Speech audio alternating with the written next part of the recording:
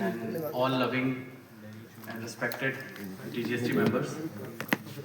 So as Ahuja sir mentioned that we are going to study today time of supply.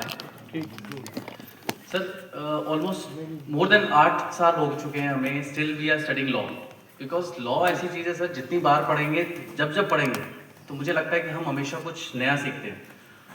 और जब SV sir की mentorship में हम उसे पढ़ रहे हैं तो मतलब इस बार तो मुझे लगा कि पता नहीं शायद मैं पहली बार ही पढ़ रहा था क्या। तो इतने ज़्यादा डीपली हमने कोशिश करी इसको एनालाइज करने की, और मैं कोशिश करूंगा सर जो मैंने समझा, जो मैंने पढ़ा वो मैं आप तक पहुंचा सकूं, डिलीवर कर सकूं। तो sir time of supply is very important to know कि आपको एक्चुअली में टैक्स पे कब करना है, सो दैट जो उसके पीनल एक्शंस हैं, इंटरेस्ट है, उससे आप बच सकें, टाइम से जीएसटी को हम सरकार तक पहुंचा सकें। तो सर मेन 2 सेक्शन है इसमें, 12 और 13। Section 12 talks about time of supply regarding goods and the 13 for time of supply regarding services.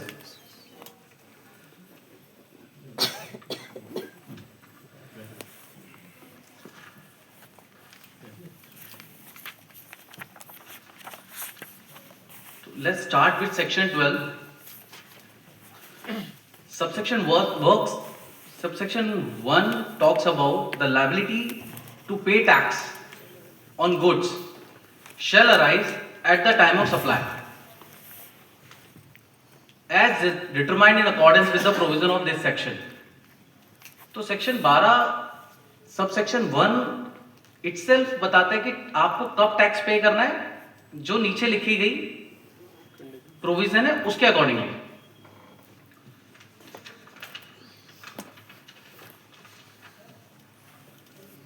Let's read subsection 2। Time of supply of goods shall be the earlier of the following dates, namely. ये जो heading में मैंने bold की हुई है ये सिर्फ अपनी अंडरस्टैंडिंग के लिए, लॉ में कहीं नहीं लिखा। तो हम अभी सब जो क्लॉज है इसका इसको रीड कर रहे हैं। Date of issue of invoice by the supplier और the last date on which he is required under section 31 to issue the invoice with respect to the supplier. यानी कि या तो मैंने इनवॉइस इश्यू कर दी, और कब तक, जब तक 31 सेक्शन जो इनवॉइस टैक्स इनवॉइस से रिलेटेड है उसमें जो दी गई लिमिट है उससे पहले। तो सर एक बार अगर हम सेक्शन 31 ही एक बार पढ़ लें कि क्या वो गुड्स के रिगार्डिंग क्या कहता है। अ रजिस्टर्ड पर्सन, ध्यान दीजिएगा sir, registered person not taxable person. तो इनवॉइस जो है टैक्स इनवॉइस वो रजिस्टर्ड पर्सन ही इशू कर सकता है। A registered person supplying taxable goods shall before और at the time of removal of goods of for supply to the recipient where the supply involve movement of goods. मतलब जहां movement है वहां पे रिमूवल ऑफ गुड्स के समय आपको invoice raise करना है। सेकंड, डिलीवरी ऑफ गुड्स और making available thereof to the recipient in any other case. मतलब जहां पर मूवमेंट नहीं है वहां पर आपको डिलीवरी के समय। सर रिमूवल ऑफ गुड्स जो हम ए क्लॉज में पढ़ रहे हैं तो उसकी एक डेफिनेशन है।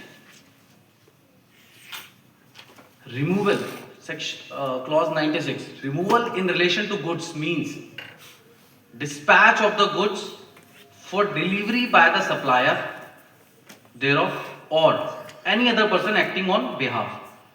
तो या तो सप्लायर डिस्पैच कर रहा है गुड्स या उसके बिहाफ में कोई कर रहा है। Second, collection of the goods by the recipient thereof और by any other person acting on behalf. मतलब या तो सप्लायर पहुंचा रहा है या उसके बिहाफ में कोई, या फिर रिसिपिएंट कलेक्ट कर रहा है या उसके बिहाफ में कोई कलेक्ट कर रहा है। That means removal of goods. तो पहला जो 31 फर्स्ट में एक कंडीशन है दैट कवर्स नॉट ओनली कि सप्लायर अपनी जो गुड्स है वो डिलीवर कर रहा है, अगर कोई रिसिपिएंट आके मेरी लोकेशन से भी माल लेके जा रहा है that also cover in A. तो बी में कौन सी कंडीशन कवर है सर? डिलीवरी ऑफ गुड्स और making available thereof. For example कि मशीन मैंने सर इंस्टॉल कर दी कहीं पर for the rental purpose, for example और कुछ पीरियड बाद द सप्लाई जो रिसिपिएंट है ही wants to buy that asset, मतलब उनका एग्रीमेंट हुआ और हम उसको सेल कर रहे हैं, तो वो जो मशीन है वो ऑलरेडी इंस्टॉल्ड है वहां पर, तो उसमें अब मूवमेंट की रिक्वायरमेंट नहीं है। अच्छा, पहले जब मशीन उसकी लोकेशन पे आई होगी तो डेफिनेटली मूवमेंट हुई होगी, but that time we were supplying services not goods.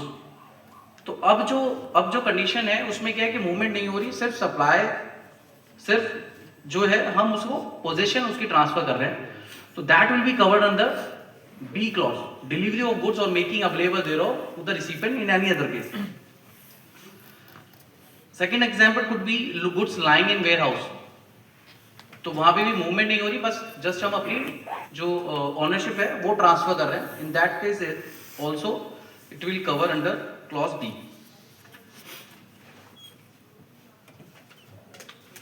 So sir section 31 कहता है कि आपको डिलीवरी जब रिमूवल ऑफ गुड्स कर रहे हैं, रिमूवल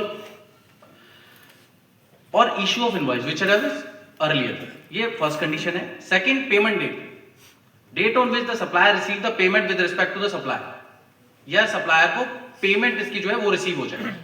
तो इन दोनों में से इशू डेट और पेमेंट डेट ये देखी जाती है, ये एज पर लो ये है सर, बट एक नोटिफिकेशन इशू हुआ था 40/2017 जिसमें गुड्स से रिलेटेड जो भी पेमेंट्स है, जो भी एडवांस की कंडीशन है वो उन्होंने एग्जाम कर दी। यानी कि अगर हम सेक्शन 12 सबसेक्शन 2 को पढ़े तो खाली अब एक जो कंडीशन है वो रेलेवेंट रह जाती है, issue of invoice as per section 30। अगर उससे पहले हमने कर दी तो that will be the time of supply for goods. Payment of date से सर एक और चीज मैं शेयर करना चाहूंगा, जो हमारी नोटिफिकेशन है 66/2017, it was issued in 15th November of 2017, उसके अंदर सर कंपोजिशन डीलर को इंक्लूड नहीं किया गया, तो उस केस में पेमेंट भी हमें कंसिडर करके चलनी है।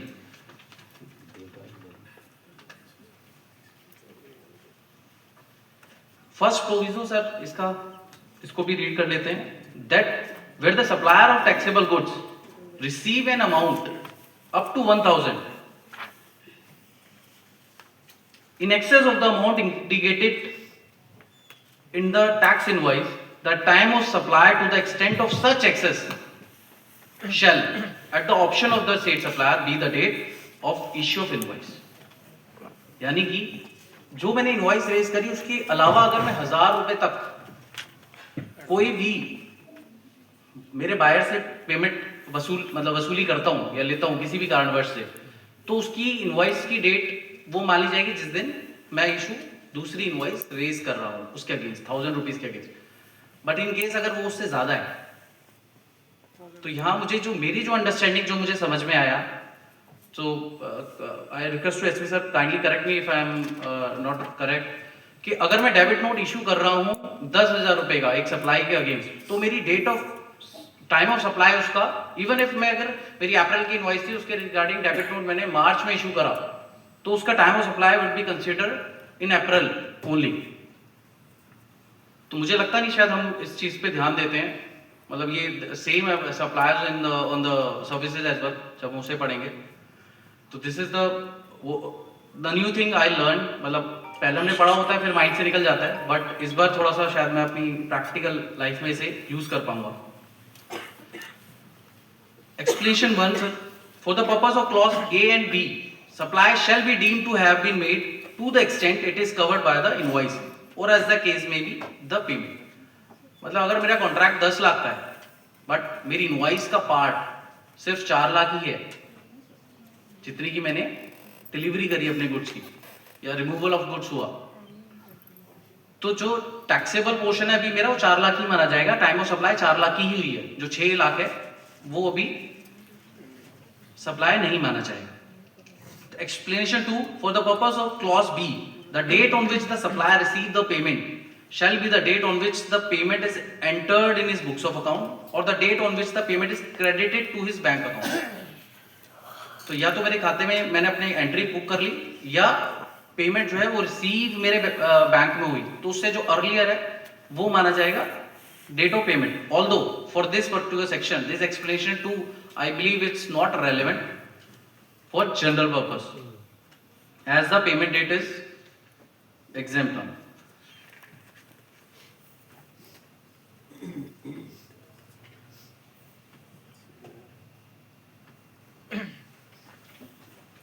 Subsection 3.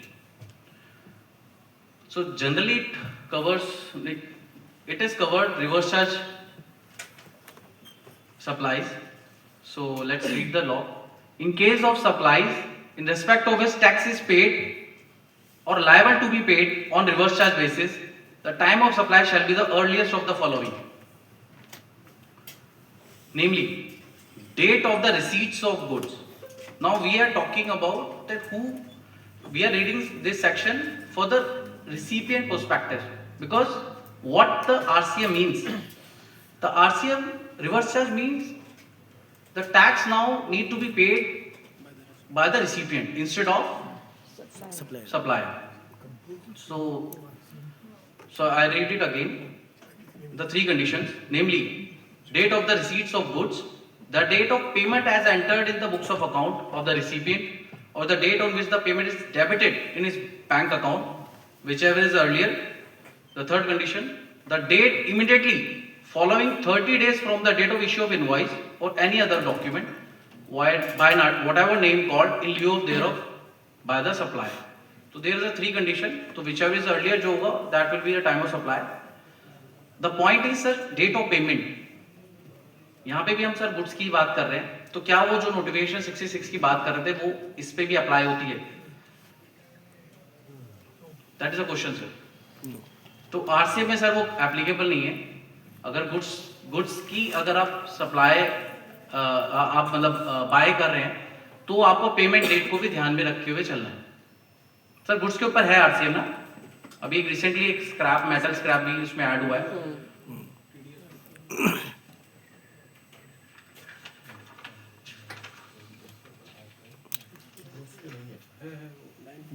गुड्स पे सब कुछ आइटम्स हैं जिस पे कवर है आरसीएम लगता है, जैसे कि मेटल स्क्रैप जो भी रिसेंटली ऐड हुआ, प्लस कैश्यू नट्स हैं, कुछ tobacco leaves etcetera, that's comes under reverse charge. General profit में है ना, जनरल कह सकते हैं sir. General proviso provided where it is not possible to determine the time of supply under clause A, B, C. The time of supply shall be the date of entry in books of account of the recipient of supply.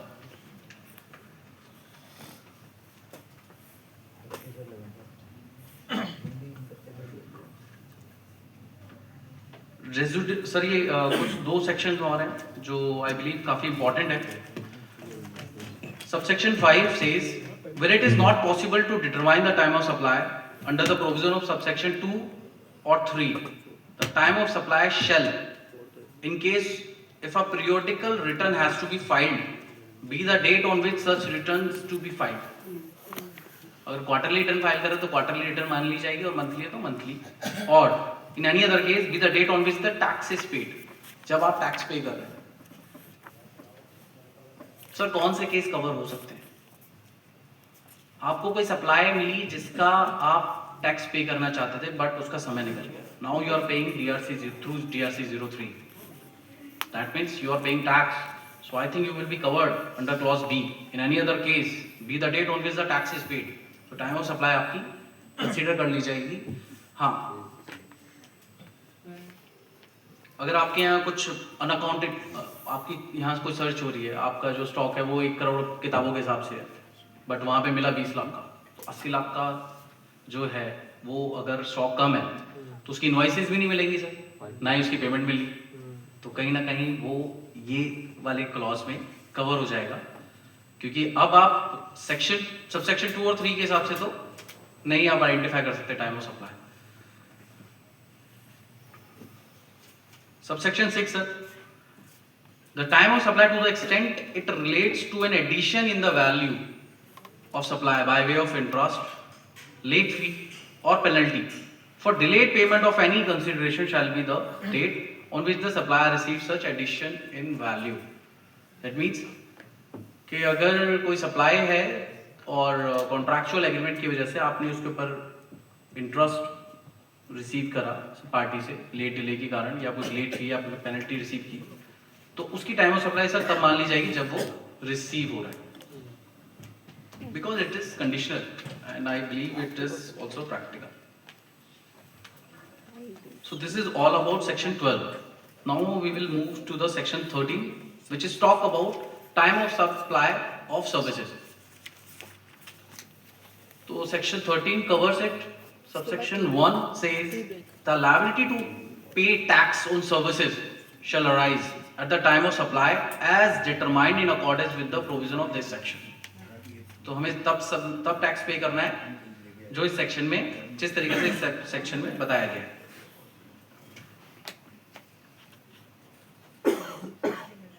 So why there is a two separate section?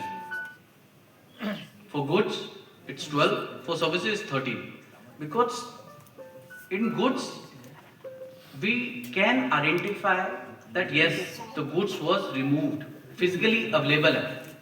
But services के time में वो identify करना easy नहीं है. So there is a huge gap between supplying of goods or services. In services, we need to identify the provision of service, when the services is provided. Let's read the law. The date of issue of invoice by the supplier, if the invoice is issued within the period prescribed under section 31, or the payment of receipt of payment whichever is earlier.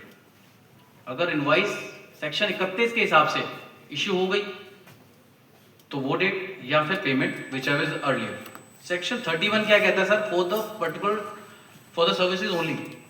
Subsection 2 of 31, a registered person supplying taxable services shall, before or after the provision of services, but within a prescribed time. तो within the prescribed time is prescribed under the rules. और वो कहते हैं sir 30 days, मतलब provision of service के 30 days के अंदर आपको इश्यू इनवॉइस करनी है.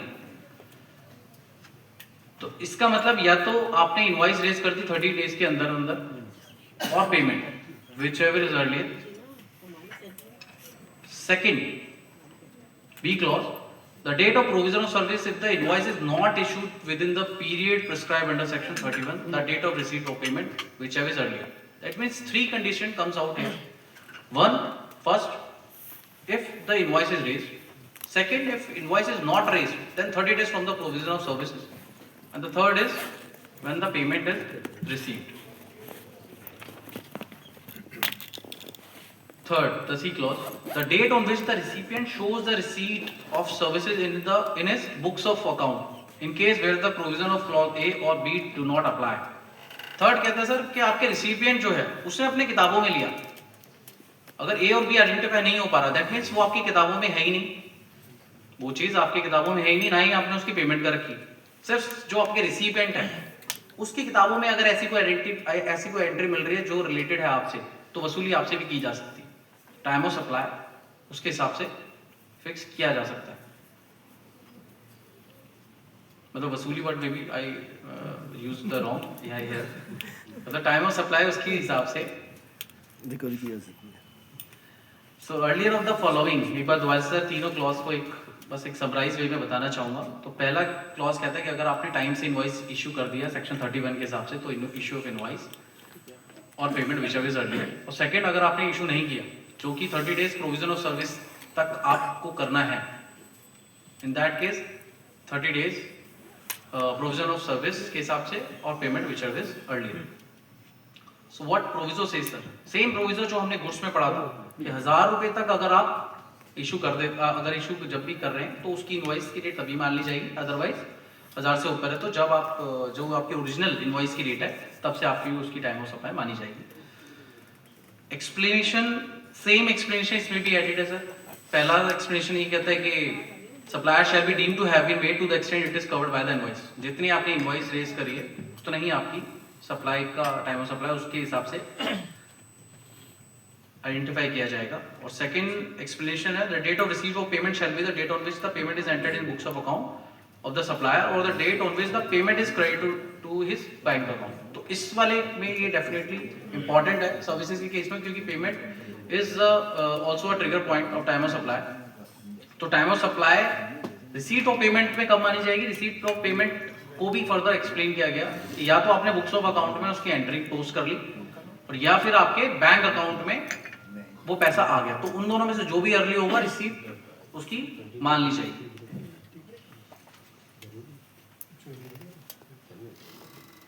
ये सर कंपैरेटिव है, आप please for the better understanding आप प्लीज एक बार इसे गो थ्रू कर लीजिएगा।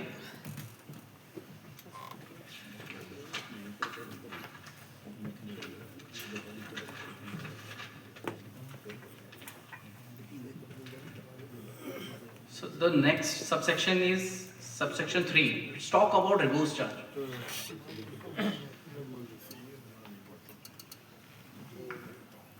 टाइम ऑफ सप्लाई में एक सर्कुलर भी है सर, उसको भी डिस्कस करेंगे।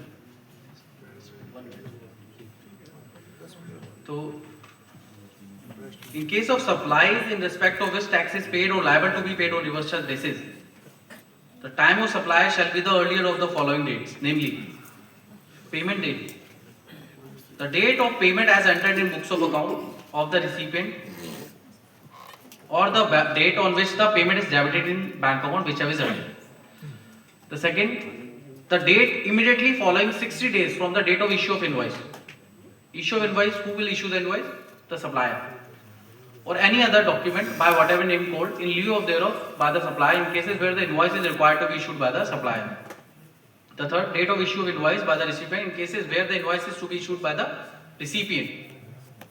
मतलब सप्लायर ने इशू इनवॉइस करी नहीं, वो किस केस में हो सकता है सर? अनरजिस्टर्ड के केस में। तो अनरजिस्टर्ड के केस में ये अब 30 डेज हो गया। ये भी सर रिसेंटली नवंबर 2024 में अमेंडमेंट आई थी। पहले ये वाला रूल नहीं था, रूल 47 ही ऐड हुआ था, तो उसमें क्या है, अब अनरजिस्टर्ड वाले के लिए 30 डेज ही है। एक सर्कुलर एक चल रहा है, एक है सर 211 आई बिलीव, तो उसमें क्या है कि आप जब भी टैक्स पे करें आरसीएम का, वो साल का मान लिया जाता है, but it just a circular, not binding on, मतलब it not binding on us. Favourable है तो इसलिए हम उसको फॉलो कर रहे हैं, बट एज पर लॉ देखा जाए तो वो कहीं ना कहीं मुझे लग रहा है कि it's not as per law. 30 days के अंदर और the payment date which is earlier, that is the time of supply. And the proviso talks about where it is not possible to determine the time of supply under clause A, B, C. The time of supply shall be the date of entry in the books of account of the recipient of supply. The second proviso provided that in case of supply by associated enterprises where the supplier of service is located outside India, associated enterprise as defined under Income Tax Act, the time of supply shall be the date of entry in books of account of the recipient of supply or the date of payment, whichever is earlier.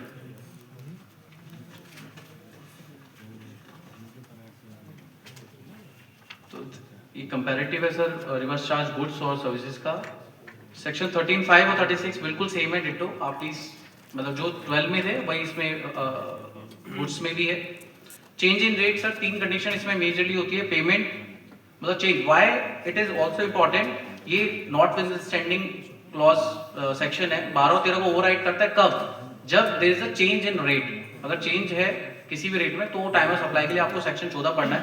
इसमें sir 3 चीजें हैं, law नहीं पढ़ा रहा इसमें क्योंकि बहुत simple ही लगा मुझे, तो आई डोंट नो, शायद हो सकता है मेरी अंडरस्टैंडिंग।